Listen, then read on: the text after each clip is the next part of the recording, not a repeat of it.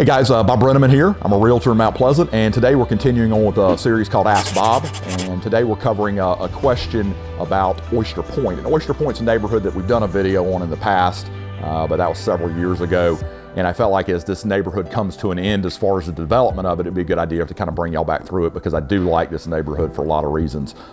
Oyster Point's being developed by D.R. Horton, and D.R. Horton's a national builder. They have D.R. Horton houses in Oyster Point. They also have Emerald Homes, which Emerald Homes is basically their custom, kind of kick it up a notch division of homes. So you've got two different sets of building styles back inside of Oyster Point. The thing that, hits home about Oyster Point to me, first of all, is the great location. You're about 3 miles to Isle of Palm, so you could be out there depending on the time of the year, under 10 minutes. You've got the town center, which not to be confused with the center of town, but is in central Mount Pleasant. It's a big outdoor shopping complex that's a couple miles away. You've got Seaside Farms, which has one of my favorite restaurants, which is Opal, inside of it. So you've got a lot around you in Oyster Point. Another thing that I think people like about it, and I like about it, is the amount of ocean breeze that you get. So, obviously Charleston can be hot in the summer, but it's more palatable, I think, the closer you get to the coast. And neighborhoods like Oyster Point and some of the other neighborhoods we'll talk about tend to catch those ocean breezes. So I think it's a big plus.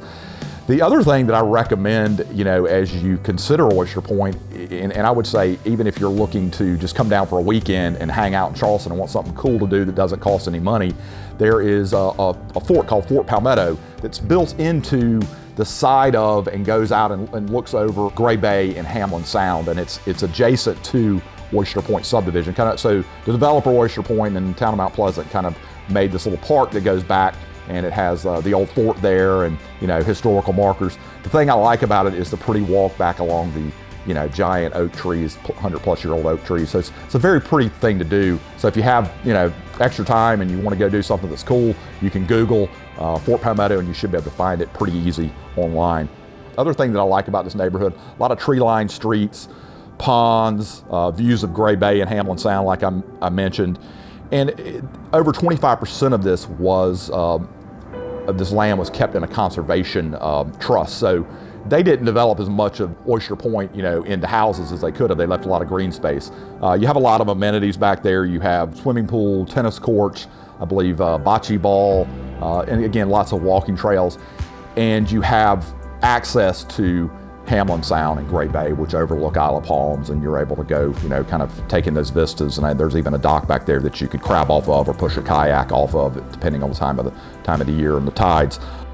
Houses back here, there's two types of houses. There's a single family house, which majority of them are, and then there's some townhouses. There's two different types of townhouses. There's a duplex townhome that has a courtyard in the back of each unit, and I like those probably better than the elevated ones. They have the elevated ones back there that you park under. And those are pretty nice because they wrap around the pond. And then you have single family houses. Square footage range of these houses anywhere from 1,800 to 4,500 square feet. And the 4,500 square foot ones are more or less going to be the Emerald Homes, higher end, higher price point houses. The houses back inside of Oyster Point range in price from $400,000 to shade over $1 million. The HOA is $1,700 a year.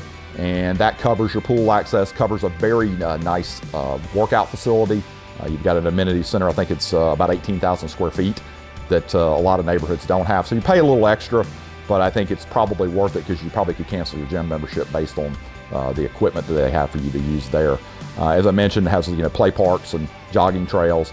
Currently, it is zoned for Mamie Whitesides Elementary, Lang Middle School, and Wando High School. So even if you don't have kids, resale of houses are better in school districts that are strong, and Mount Pleasant definitely has that.